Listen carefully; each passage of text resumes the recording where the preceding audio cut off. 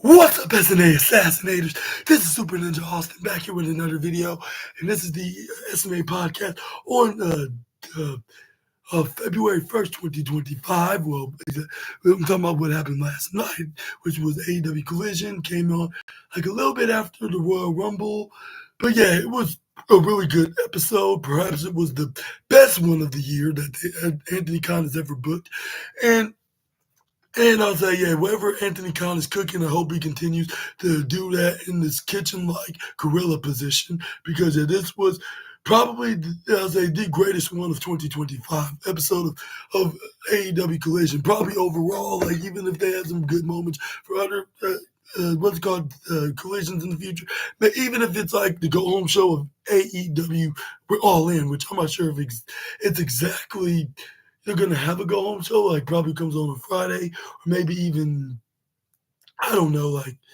perhaps I'll say Thursday, but I'll say yeah, like I don't think nothing's gonna beat this AEW Collision because it's so perfect and it's gonna get the perfect star rating later on to this video, and I'm gonna tell you exactly why. Like we're gonna start things off with, oh yeah, before I get into, I would say. Okay, I totally, but like I love all the matches from start to finish. Like, like if it was not the segments, but I'll say there are multiple matches that they have.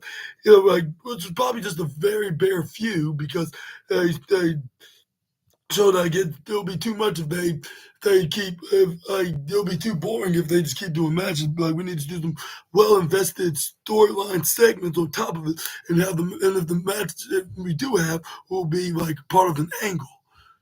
I mean, if it don't have to be an angle, like as long as it has that entertaining art that it needed to be, which it exactly was. But we're gonna have things start off with the first match, which was the patriarchs or the patriarchies of Kip Sabian and Nick Wayne, the stepsons of the patriarch himself, Christian Cage, taking on Samoa Joe and Hook with Antonio Schiavone start shouting, "It's the Hook signal!" Like if he's Commissioner Gordon from Batman. But this is where we got the match started with what's his name with Kip Sabian going at it with Hook starting things off. That's where he put him in the corner. That's where Rick Knox, the referee, was like, "All right, let go, 1, 2, 3." That's where he dusted his shoulders off. He's like, "Well, I saw some a couple pieces of dust. I thought I might do you do your service." But this is where we got Hook and was like, "No, like you're not doing me a service just because you're trying to clean me. Like even if you little work." That's where he grabbed him in his head. He's where he slammed him right to the ground. Probably calling him a knucklehead in the process. But it's where what's his name, Nick Wayne, kicks him right in the gut, goes for a headlock of his own, but he gets dipped right to the bottom course side by the cold-hearted, handsome Tasmanian Devil. That's where he ends up getting clotheslined by Nick Wayne or Nicholas Wayne, whatever we want to call him.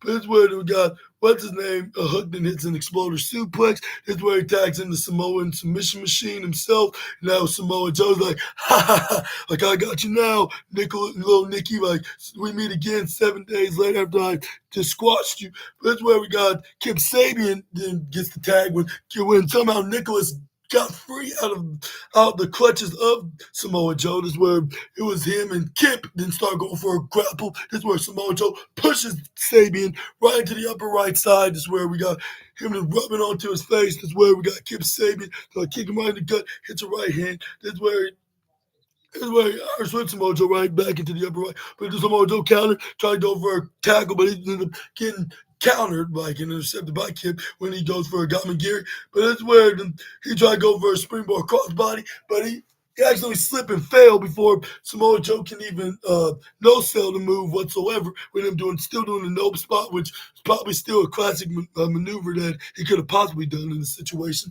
That's where after this was done, he went to the left side, hit a senton, tags in the Hook. That's where they go for the double team maneuver onto Kip. When Hook then gets thrown by Samoa Joe right to the bottom left side in the diagonal corner. That's where then Hook then tried to go for an exploder suplex, but this is where then we got But that's where we got what's his name? Nigel McGuinness had a theory that the reason why Kip Sabian springboard unsuccessfully, or his springboard maneuver was unsuccessful, was all thanks to Samoa Joe putting baby oil like some kind of a creepy, I'll say some kind of a creepy old pedophile. But anyway, that's where then we got what's his name?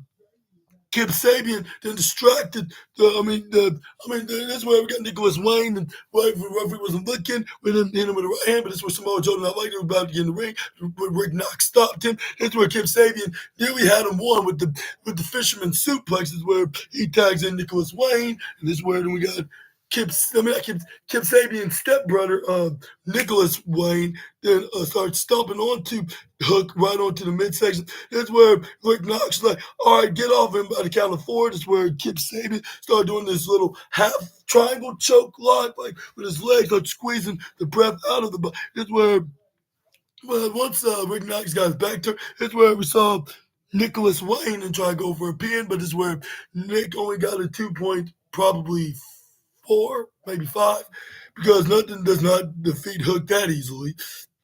And then if you do win, it'll be barely by submission. But that's where we got, what's his name?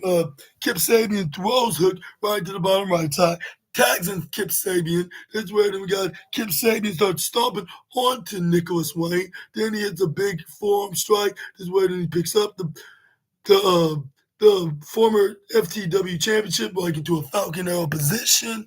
But this is where we got. This is where Kip Sabian started flexing his muscles, like, yeah, let's do this. And this is where he tags in Kip Sabian. This is where Kip Sabian goes for a kick right into the midsection. This is where we got. This is where we got Nicholas Wayne and pick up what's his name? Snapmare's Hook, start hitting some right hands right onto the head of what's his name, Hook. This is where then Hook got to go for an abdominal stretch. This is where we got. This is where fans start clapping for the cold hearted handsome Tasmanian devil. Christian Cage is like, hey. This is where he's like, come on, come on, Nikki, put Hook out of his misery and make him be a goner before his dad does. But that's where Nicholas Wayne gets a back elbow, but luckily gone. Hook's not showing no sign that he's gonna be in like at least 5% away from being into the death zone. But this is where we got Hook kicked out at 2.5, like a generic quarterback would call on the snap. But that's where then we got. This is where we got Nicholas Wayne goes for what they got, like a guillotine position, like a tornado DDT. He tags him step brother. What's his name? Kip Sabian. This is where he tagged him right back in when he hit a atomic drop right onto atomic drop gutbuster onto what's his name, Hook, and then Nick Wayne hit a drop kick. But once he tried to go for a pin, Hook just immediately kicked out. Only had 2.7. Yeah.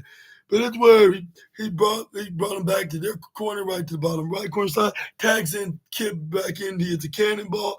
That's where then we got him tagging right back Nicholas in, hit a double fisherman's buster right onto Hook. But that still wouldn't keep him down because nothing so quick and easy gonna bring down the former FTW champion. But yeah, this is where we got. But that's where Hook then hits an exploder suplex right onto Kip Sabian. Not Kip Sabian, no, it was his stepbrother Nicholas Wayne. This is where then we got this is where Nicholas Wayne then get the tag to his stepbrother. While what's his name, Hook then tags in his partner and mentor Samoa Joe. Like him, he was in forearm strikes, chops, throws him over the top rope. This is where we got the Samoan submission machine was in the ring with one of the patriarchies. This is where he does the knife chop right to the upper right corner side. This is where he try to put him in the diagonal side, the bottom left side. Try to go for a running hip attack, but this is where he runs out of the way. This is where we got Kip Sabian runs up, but he gets caught by Samoa Joe, hits a Uranagi slam right into the ground, like with him and that man that has the letter E in his name, I do. Best, and this is where Samoa Joe hits the Samoan submission machine to get the easy 1, 2, 3. Because let's face it, these two young guys are not gonna put away someone down like Samoa Joe. But the only thing that did brought down Samoa Joe, and while Samoa Joe and Cook barely got a second of celebration, it was Christian Cage while he knocked him out with his platinum medal briefcase that guarantees him a shot at the AEW World Championship.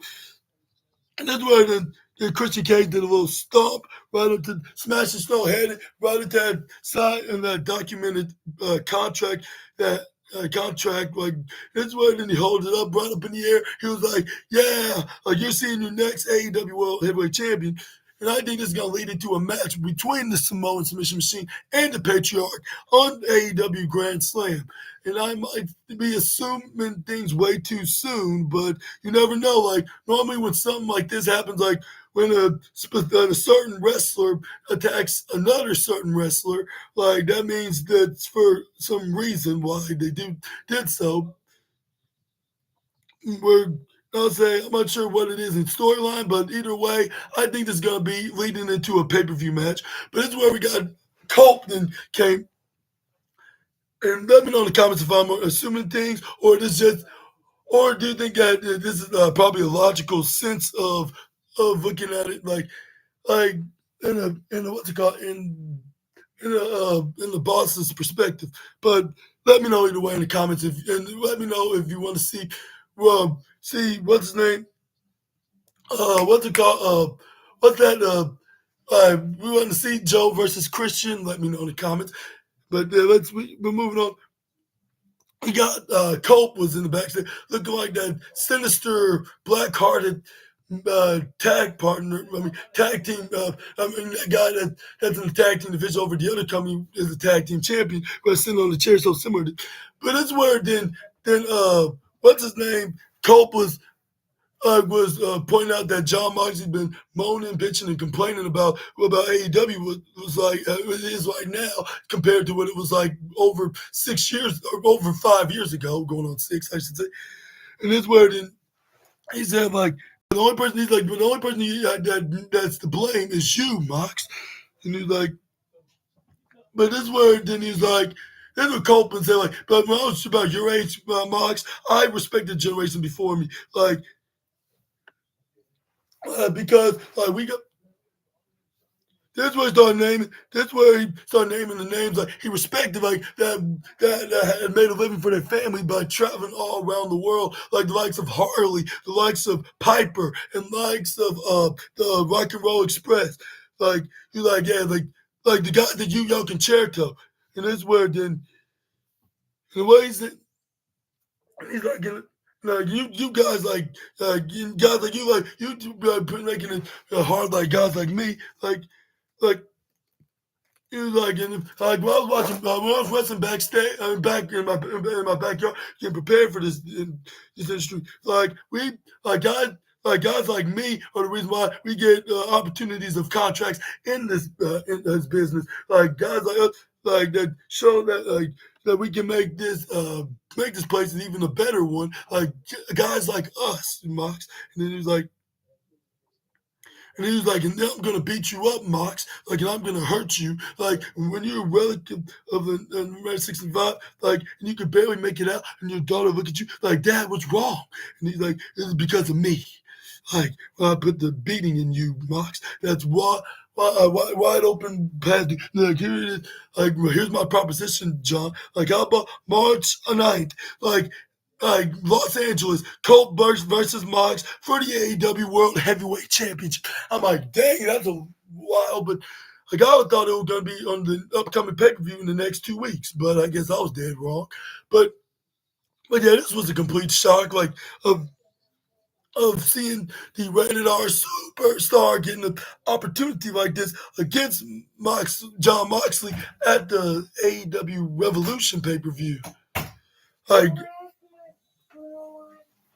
I'm trying to find a blue one. I had a blue one. Oh yeah, stripes, and then I seen it, but when the last time you had them? It was while there. Can you find it while over there? Oh, excuse me for a moment. I think I won't have one. It's gonna be very. on the store. Oh, this it? Oh, yeah, that is. I don't know how I found that so quickly. I really do have the power of quickness, don't I? But anyways, that's where we got Beast Mortals was up next. But yeah, that's I would expect that this match between Cope and John Moxley would be at AEW. What they call it? What's that? AEW Grand Slam. But maybe it was too soon, and maybe it would have been too much on the match card that they originally were trying to book, which they probably got everything in plans. But after Beast Mortals hit the Samoan drop and a senton right onto this poor jobber. This is where he gets a 1, 2, 3, wins the match, make a statement. This is not the only time we will be seeing this. But that's where he gets immediately interrupted though, because Max Caster came out saying, well, "Say hello to your best wrestler alive." I'm like, if they didn't have best wrestler alive, like, aren't you kind of infringing another AEW wrestler's catchphrase by saying that when they introduced themselves to the fans? But that's where the Max Caster's like, yeah, you're talking to the best wrestler alive, Caster Max. He's like, so let me see how it's done, which I think this is his new name, Caster Max, like, which is the opposite. But it was like, he was like, I want to show you how it's done, Mortal, how you make an example. That's where the Beast Mortal tried to come. He was like, no, like, I come in peace, like, I want to fight, like, but I'm gonna come out and I'm gonna call anybody, like, who can survive on the best wrestler alive. Let's say did not work pretty well as the way that Caster expected it to be, but I guess that we could do an angle like with Max Caster, like basically just start begging and start kissing the rear ends of the guy that just squashed him in this match that he called him. Any person that walk in this open challenge, like, you try to have him join the best wrestler alive alliance that he's creating, but I'm not sure if it's gonna work successfully is the way it's playing, just like this match. But the man in question that was immediately answered by this guy was none other than the returning shocking Roosh, and not all, but he also had his brother Chalistico with him. And I was like, man, like, I thought this, like, it was one thing about hearing about the potential return of Roosh from a rumor, but like, I did not expect it his brother Jalisco will be by his side, like, and they're gonna make a return, like, both of them at the same time. I thought that, like, that secret anonymous suspension or maybe an injury that he had was gonna keep him from being on making at least an AEW television televised appearance. But this is where they proved the doubters wrong onto that. And I'm not trying to say that, like, we're doubters, but we were kind of skeptical of ever seeing these two again, but here's where fans are chanting Roosh. Here's where I believe they're now baby faces, because this is where we got Roosh to start just quickly stomping away onto Max Caster. Where we're right to the upper right side. This is where we got Houston hits the boots right to the face, get the 1, 2, 3. Like, right after he said, like, if you mess with the bull, you'll get the horns. And he's like, and that's where then he started asking questions to Beast Mortals, which was still there. He's like, "Where your ass was that when we were sitting home, like, for no reason?" He's like, remember we are family, Mortals. Like we like our mascot heritage of medical. Like, he's like. And he's like, and then this is a message to anybody that mess with us, or if you mess with the bull, that's where if they start chanting, you get the horns with him. That's where he's like, thank you, but I want to say, like, say it myself, but staying up saying it again. That's where he's like, you know what, flubbing. That's where he's like, you get the horns. And that's where then he ended the promo right there. Like, that's where we got the next segment going on. But before we get into that, I want to ask you, what was your surprise of seeing the return of Roosh? Like, which that was probably the shocker of the night. But this is where we got a back. This is where we got an album. This is where we got a That's where then we got the Outrunners were interviewed by Lexi Nair because she's like, yeah, you're just seconds away from the match against the Money Troop, and it is where the and that's why they Lexi Nair's question about Chris Jericho saying that they cheated him. This is what he's like, we're gonna tell nothing but the truth, and we're gonna tell the truth and nothing but the truth. Like Chris Jericho is a massive sore loser. Like he's about to get paid with an ass whooping. Like, well, Chris, and you like and you're gonna get elected of a world pain of a beatdown. And that's where the and that's where then what's his name the Turbo Floyd. But don't forget about the guy that's kissing the rear end of Jericho, the one that you can't stand when everybody tries to fight him. That's where he's like because we might as well dig in two graves because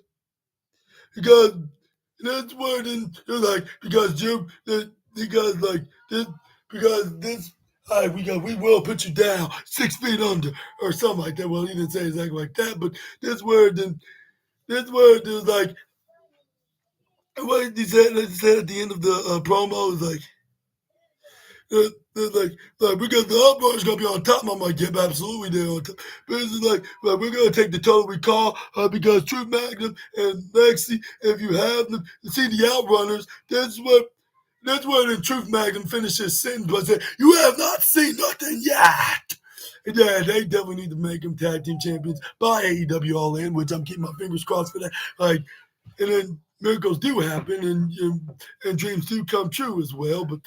But until then, we got this very pretty amazing appetizer of a match, which was Chris Jericho and what's his name, Bad Apple Brian Keith taking on the Outrunners. And this definitely gets the silver trophy of the night. It's just that the tag team match main event was also so fantastic as well, which I'll get into later on. But I'll say the bronze trophy goes to definitely Samoa Joe versus Samoa Joe and Hook versus Kip Sabian and Nicholas Wayne, and also the triple threat match between Danny Garcia, Lee Moriarty, and Kyle O'Reilly, which I'm going to get into that as well in just a moment.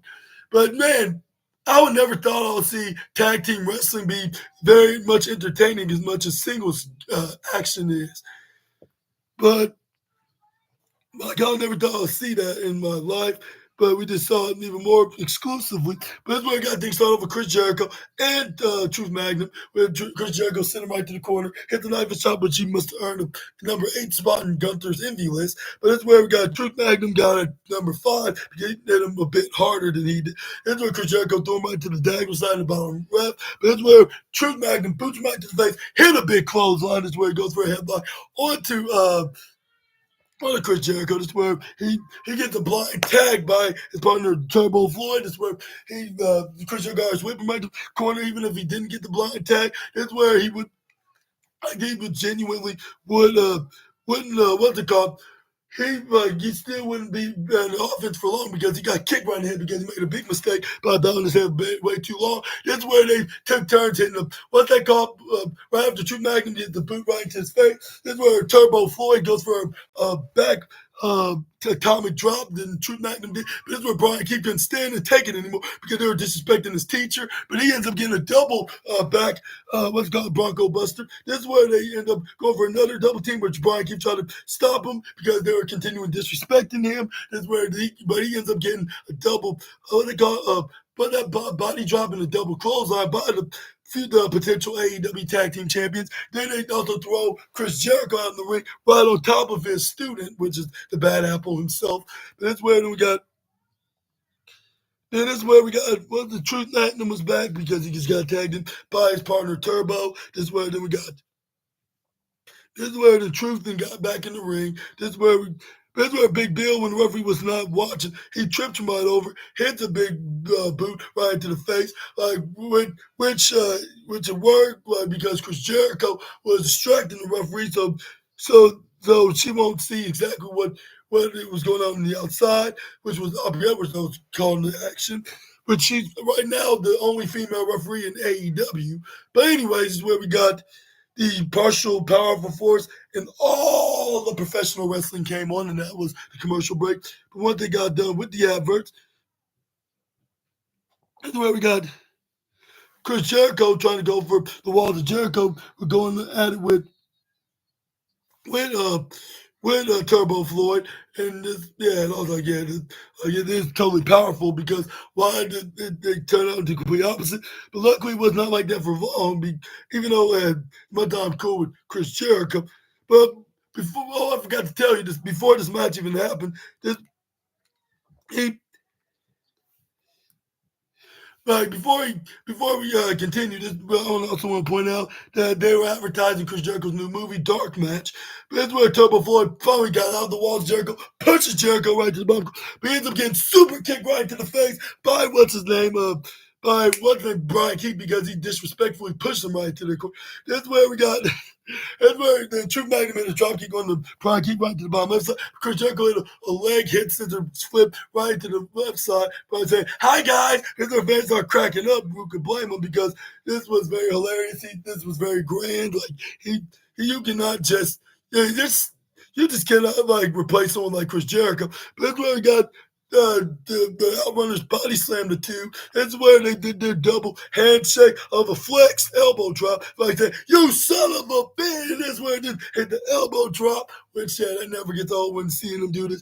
They definitely need to become tag team champions. I know I keep saying this, but it's the truth. They're over with every fan liking them. And there's a couple of wrestlers even in AEW that are a huge fan of them, but that's where we got them about the tag team finisher. But that's where we got, who was it? It was, what's his name? Big Bill grabbing the Turbo Floyd, was it? Or was it,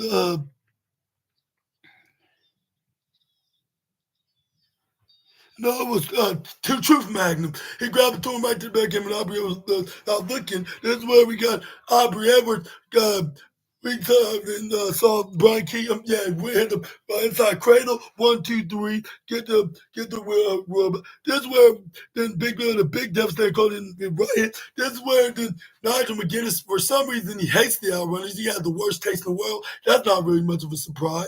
But anyways, this way, like, yeah, there's your loser, the Outrunner. I'm like, really? You have to rub it in? Yeah, we all know that. Like, but we're not trying to be negative Nancy's around here. Hello, like.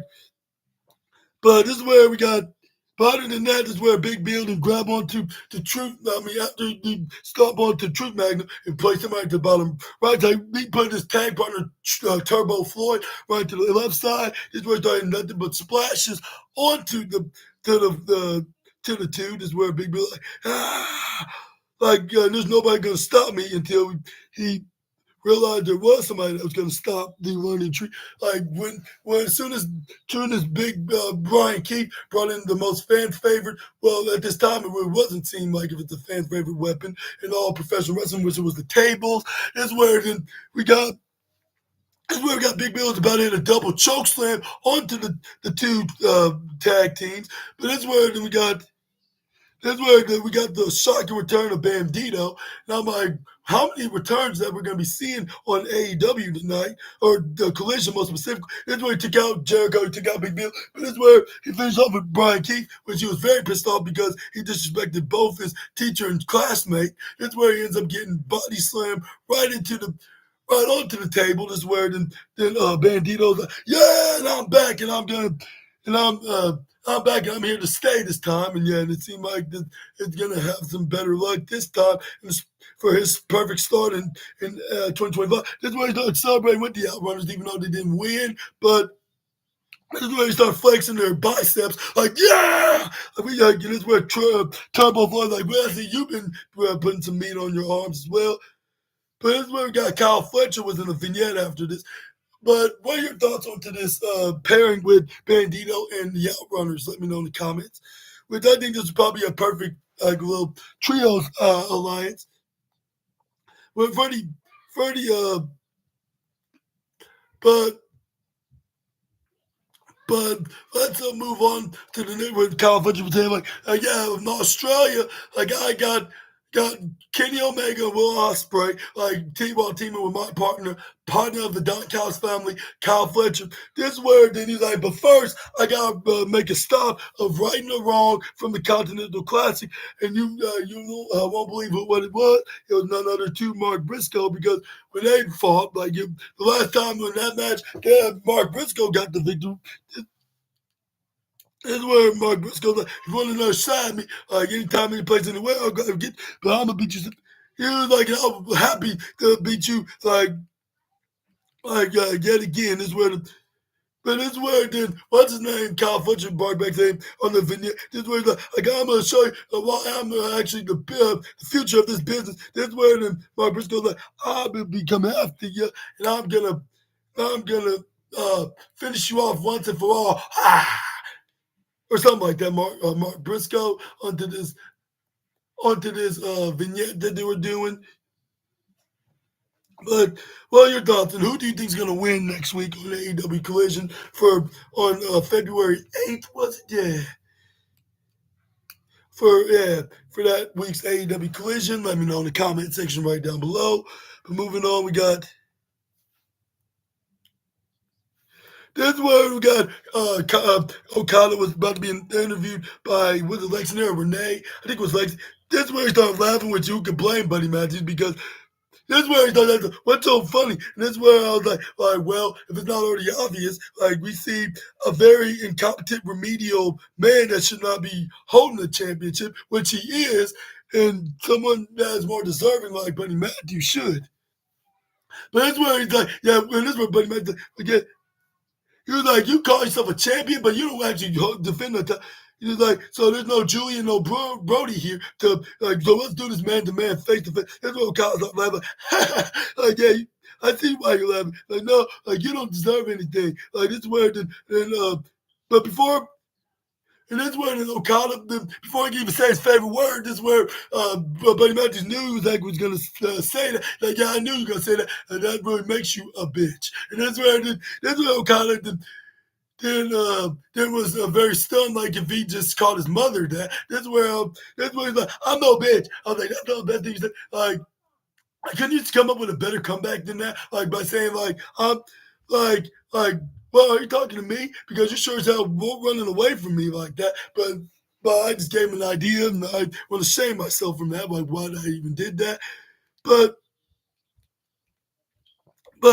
luckily, he's probably not going to be watching this because he knows that I'm going to be insulting him, and that this is what the bitch man get because he shouldn't have made that his favorite word. Then I was biting him in the rear end. And it looks like we're going to be teasing a match for the Continental Championship, if not in either Collision or Dynamite, which I think even if it's on a weekly show, it's probably going to be on Collision because why they're teasing it on this show and not on Wednesdays, which I'm glad they're not having him on Wednesdays as of late, just saying, because I think it's doing the show some favors. But what are your thoughts on this? Even though I'd rather have Kenny Omega be the AEW World Champion, but I would, but I would not mind if they did this match, even if that Grand Slam, which I think they should do, which will be in Buddy Matthews' home country of Australia. I believe they're trying to do this with all the wrestlers that's in Australia, like with the likes of Kyle Fletcher, Harley Cameron, Buddy Matthews, and even Timeless Tony Storm, trying to give them their moment. But next up, we got Harley Cameron was in action, and yeah, and then and this is where she was taking on Ty Valkyrie because she challenged her this past Wednesday, was it? Or was it last week? But yeah, this is where we saw the start of you got a good start for Harley Cameron of getting her a shot at the TBS championship, even though I don't think she's gonna win it just yet, especially at this time. But we do have an opportunity for her, and I think this is a very fantastic idea that Anthony Khan is having her start off with fighting someone like Ty Valkyrie in this situation. And this, and I think we finally got to see her do it. And yes, sir, man, Harley finally did it. She finally did it. She finally got that big dub. And I'm going to tell you exactly why she did, because it's where which the Valkyrie thought she had the upper hand by stomping right into the face onto Harley Cameron, then on the shoulders, and she did with both her shoulders. This is where we got. And then we're right back on the upper left side. Hits her with a double knees to the face. I think that the CEO does it better. Just saying. But this is where we got Ty Valkyrie goes for the pin. But this is where we got Harley Cameron go for a kick out at 2.2. This is where we got Ty Valkyrie goes for a slam right to the face onto Harles. But this is where we got her. This is where we got Ty's insurance. Her insurance agent partner, her insurance partner, Tom Deanna Perrazzo was watching it backstage. This is where we got Harley Cameron going for an arm drag. This is where she sends her right to the bottom right side. This is where she hits a right leg right to the face. That's where the step up insecurity. But this is where we got Harley Cameron go for a pin. But this is where we got Ty Valkyrie kicks out at 2.4. Yeah. This is where we got Harley Cameron knees Ty Valkyrie right into the midsection. This is where she hits the knife edge chop. This is where then she picks up the one half of the insurance female agents, like right to the eyes, right to the bottom right. Of course, that is where she ends up getting countered, but she elbow strikes Tavak when she like go her way. It's where she trips her over when she tries to attack her for the next time. But it's where she hits her with a leg swinging kick. She must be a 619 fan, which I understand why I came up with the name of the area code where this luchador wrestler is from. This is where we got Ty Valkyrie go for a swift kick right into the back. This is where we got what's his name? Ty Valkyrie had a German suplex onto Harles. This is where we got Ty Valkyrie did a taunt, which she did this with her hand, which I think she must have turned on Johnny TV, like saying like yeah, like that's why he married me and not you, Harles. Hope you didn't sound inappropriate there. But anyways, this is where we got. This is where she started continuing, even beat her down and try to go for a pin. But every time she goes for a pin, we got Harley Cameron kicking out. This is where we get the partial powerful force, and all of professional wrestling came on, which was commercial break. But once they got done with the advert, Harley Cameron was in a comeback mood, like she was hitting her comeback maneuver right onto Tom Valkyrie because the powerful force was a help into her. This is where she gave kudos to that. But this is where we got Harley Cameron smack on it. That's where fans were chanting "Feel the wrath" to Harles, like because they wanted her to make Ty Valkyrie to feel the wrath of Harley Cameron. That's where she tried to go for a swanton, but this is where she missed by an inch by Ty. That's where Ty hits a big devastating spear. This is where we got her going for a pin. This is where we got Harley Cameron that came in out of nowhere, hit the crucifix surprise roll up when Ty Valkyrie at least expected her to, and get the 1, 2, 3. I'm like, she literally got the win. That's where we got Deanna Perrazzo through the chair. She got out of frustration, being a sore loser in the process. Like, she couldn't believe that Harley Cameron actually did. That's when she started shaking the cameraman, and the referee was like, yes, I finally did it. And she finally got her first win. This is the perfect start. Hopefully she can continue to do this, and to the point that she earned herself a shot at the AEW TBS Championship. And this won't be the last time we will be seeing the wrath-making female star in Collision tonight, because let's just say she went into the CEO's locker room, which we're going to get. And this is where we get the best part in the goofy wrestling of the night. I have to give both Harley and Mercedes a golden trophy each for their performance in this backstage segment. I got to admit. But this is where we got a sit-down interview with Renee Paquette up next with Ricochet. This is where Ricochet's like, this is the place where I'm supposed to be. So I get like, and it was like, and I seen everything what these wrestlers say and on the show, like where the best wrestler is, and it was true. Like I sit back and watch so far silently, like and I saw the guys like traveling the world with the likes of Will Ospreay, Swerve Strickland, Kenny Omega, the Young, but like that, like they went on the road, they made it right here, like that put the perfect centerpiece in their success in their wrestling careers, like.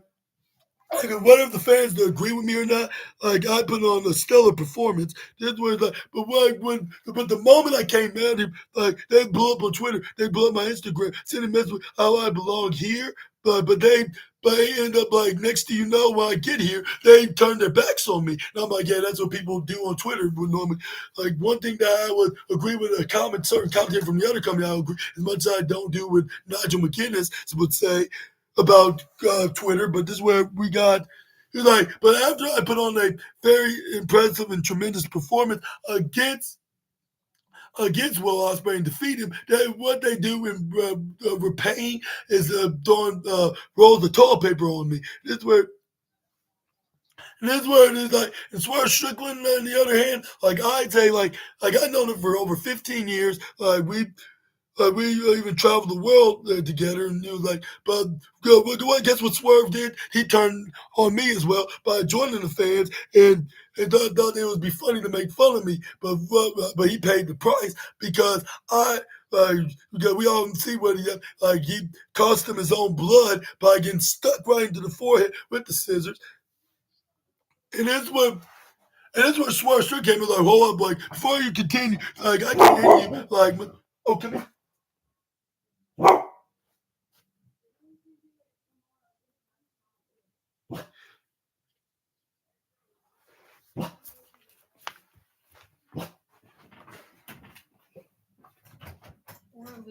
Oh, you're leaving?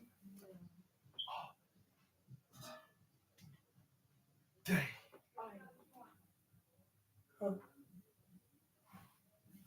You're leaving? Oh, okay. Well, we're going up to your grandpa's. We're going to be up there for a while. Okay. I didn't know if you were going or just staying. I'll say, if I didn't already did my podcast, I would have said, yeah, definitely. Dang. Sorry about that. That's fine. I'll go with.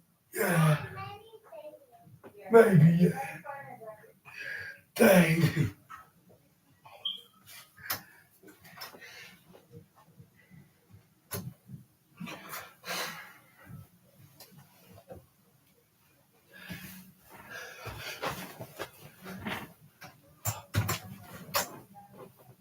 Oh, God, falling up. God, I'm up there. Yeah. I'll try to do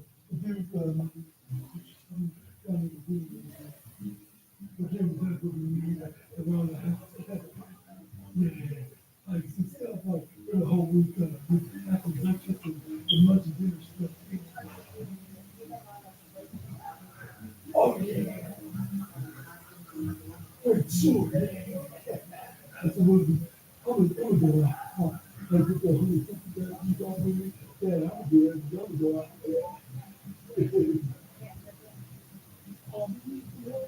Okay, right, yeah. Okay. Hope you have fun. Yeah. Okay. Okay. Hope you have a wonderful fun time with me. Yeah. You are not very well.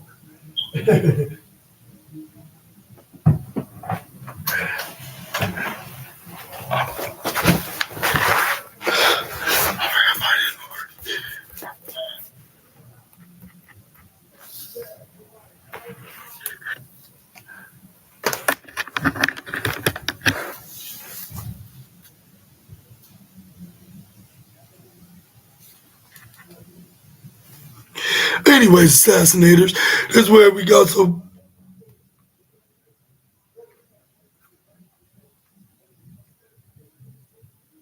This was Swerve Strickland then interrupted. What's his name? Ricochet by saying like, "Hold up, like, whoa, like, what you're saying, like, Ricky, the Dicky, or he called him Trevor, but he's I can end you right now, but I decided not to because I feel I'll be doing a disservice to the Atlanta fans because they've been waiting, looking for having our match first time here in AEW, so I think I'm gonna spare you for now, and this is where the but that's where the Schwarzenegger like, cause like A got a special gift, like, and I'll expose it. Like people that show they truly are you're intended to be a superhero to these people. Like they rejected you for it because they know that you're just not. This word, this word. There's like, but no, man, he's like, but they none of these fans don't want a hero. Like they want someone like me. Like, and you think I'm a villain? Like, well, yeah, you damn right I'm a villain, and I got all the respect in the world. Like, and I got The boss is outside. He's got your paycheck. okay, no problem. I'll be right out. That's where the Swerve took it. He's like, he was like, yeah, like, I'm gonna make an example out of you to Ricochet. This was the fan, like, yeah, they all see it, like, every single time. And I intended to give a damn about those people or what they may be, like, because I'll be honest with you, Swerve, like I never have and I never will. Like, I call yourself the most dangerous man in all of AEW. And it was like, but like ever since Hangman snatched your grill, like I feel even like, and I say this like because like this is the facts. And he was like, but like you were the dangerous man, but ever since Hangman snatched your grill, you've been less of a threat. This is where Swerve grab onto his own version of a pair of scissors.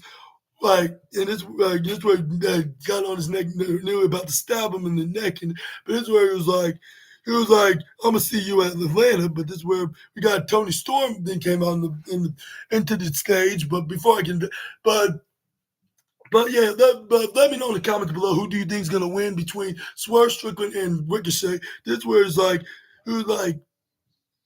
This is where then we got Tony Storm to admitted that she is indeed uh, what they call him, what they called him. She was the what that she was who she was like is the rock and roll kind of character, like with the rocking into the red shorts, like. But she was like, but also acknowledge that I'm talking about Mariah May like broke her heart, and that's where she like when she stabbed her right in the back, and she was like, she looked her in the eye, and she like looked her in the eye, and she like stared like what you see, like and she, that, and then she's like nothing but a for the TIT face fraud, and she's like, and she's shambolic bitch that she is, and this her words of saying this in quote unquote, and this where then Tony then was like, I am going to like I'm gonna pull you out of the bloody room, and you don't deserve. Like you're not gonna say, "Darling, gonna get real for me." Like I am timeless, Tony Storm. Like I am timeless, Tony Storm. And what did she say on the promo? On the end, he was like, "Your reign of terror is over," and that's why fans hope that was the case because they want to see her be the one to be the dethroner for the AEW Women's Championship. But what what are your thoughts on to Almost 3 o'clock. what are your thoughts on this redemptions or uh, on this redemption of Thomas Tony Storm? And do you think that you indeed dethrone Mariah May? Let me know down in the comment section right down below. But yeah, this is where we got Chris. That's why they showed the memory of Christopher Daniels' career in wrestling, like whether if it was in Ring of Honor or in AEW or any other companies like New Japan or any companies, which they didn't mention the other two that he wrestled for, considering they're partnering with each other. But one of them that he used to partner with, but the other one they're arch rivals since the company has been created. Yeah, okay, I'm coming. Leave. I'm trying to leave because William's blocking me in. All right. But anyways, but once we got we saw that like on the vignette. This is where we got. This is where we got a backstage segment with Harley Cameron, which which is very hilarious, by the way. But I'm gonna give you a quick recap onto this because I'm kind of in a hurry. But yeah, this is where then she's like, this is where then Renee Paquette then ask her like, what the hell she was doing in the right outside of the CEO Mercedes Moné's locker room. This is where then. This is where then Harvey came. Like, I'm gonna see about like if she did, like I'm gonna ask her like, did she saw my match against Tyra Valkyrie? This is where Renee McKen's like, how do you know if she's even in there? This is where she's like, oh yeah, of course she's in there. Like this is where then Harvey came and brought a puppet version of the CEO herself and started making her. This is where she's like, say hello to your CEO. This is kind of did kind of sound like the Mercedes Moné. This is where. But this is where then we got her saying like yeah, like she was like, you watched my match. She's like, yeah, and I was very impressed. Like this is where Harvey Cameron then also stated that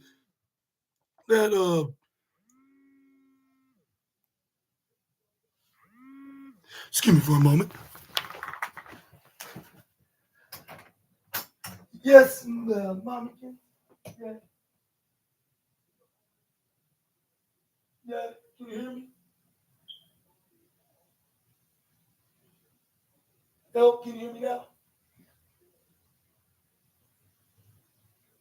Can you hear me now, Mom?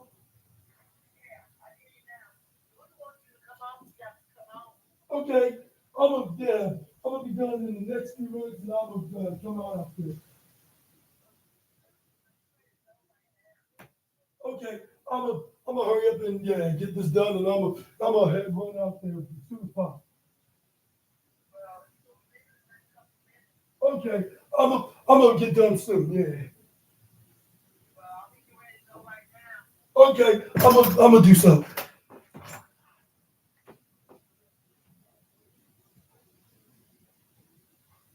Yes, I'm yeah. Tell yeah. I'm gonna get it. I'm coming out. Yeah. Hmm. Right. Yeah. All right. All right. Okay. Tell them that. Yeah. All right. See you when we get there. Bye bye. But anyways, this is where we got. That's where then Harvey Cameron said fill the raft. This is where then we got her saying like, how about we do the this is where she make her say fill the raft. Like I want to fill the raft. This is where it's like and there's like and how about we do a dance to celebrate. This is where they're like doing the CEO, and this is where. And that's where then the actual CEO herself, Mercedes Moné, I'm laughing. Like I like the sound of that. Like, you were very so cute, so funny, and so entertaining. I was like, yeah, that's pretty much Harvey's character. But this is where she's like, but she's like, I also saw you beat a tie up, but despite that win, like you still not on my level. Like and like stop, like, and you're still a loser. Like, and that's where just like, despite all the impression that you've been doing for the last couple of weeks, like you're still nothing but a loser. And you know what losers mean? That they don't deserve to be on the money train, and yeah. Okay, I'm about to be done in the next 2 minutes. Okay. Well, please lock the door. Yes, sir. I'm glad we do that. Yeah. He's gonna be in the door. All right. No problem. But anyways, yeah, this is where then she kicked her out of the outside of her locker room. This is where she was like, "Get out of my locker room and stay out of my locker room." Like if she's the female version of Squidward of the women's division in AEW, of course. But yeah, but this is where they continue to tease this feud. I cannot wait for this match to happen at Grand Slam. But do you want this to happen? Let me know in the comments section right down below. But also, this is where we lead up into the TNT Championship match, and let me tell you the short version of this match. Yeah, definitely deserved the Bronze Trophy tonight. They were just throwing like fists right into each other in a streetway and then trying to hit each other with their respective submission maneuvers and their signature to finisher. But at the end of the match is where we got Danny Garcia get the crucifix pin right I don't know where the surprise was, something similar to Harvey Cameron did. 1, 2, 3, winner of this match, still your TNT championship, Danny Garcia. But this is where we got Kyle O'Reilly and what's his name? Kyle O'Reilly showed a sign of respect by handshaking each other. But that's where Shane Taylor came in and not was satisfied about this because the other week, was because his right hand man did not win the TNT championship like he promised to do last week. But this is where he's like, why y'all being friends? Like, y'all supposed to be enemies. This is where then he's got the whole ring surrounded with the rest of the Shane Taylor promotion with the infantry and him. This is where luckily what's name came in to try to even the odds, but he still was out by a down number. But it's where luckily what's his name his brother, Cool Hand Angelo Parker, came in, and then it made it 4-on-4. Actually, it was 4-on-3 because there were 3 guys that were in there. But this where then it was that was on the apron. But this is where Adam Cole and Roderick Strong came in. There was a 6-on-3 situation. This is where they changed their minds where they left. This is where then Anthony Khan turned this into a 3-way trios tag match. But yeah, but let me know in the comments who's going to win this next Saturday and who could possibly get another shot or go get a shot at the TNT Championship.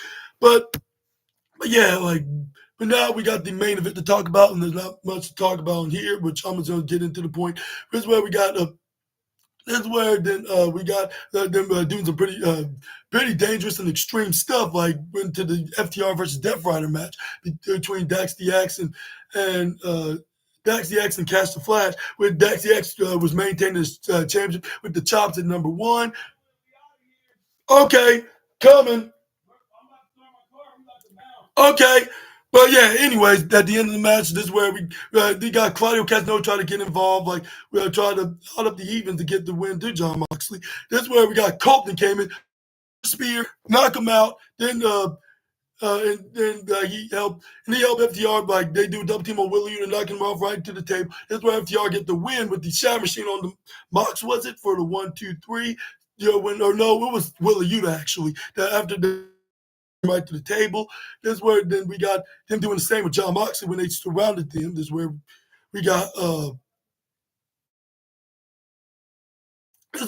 what's his name? This is where we got what's his name?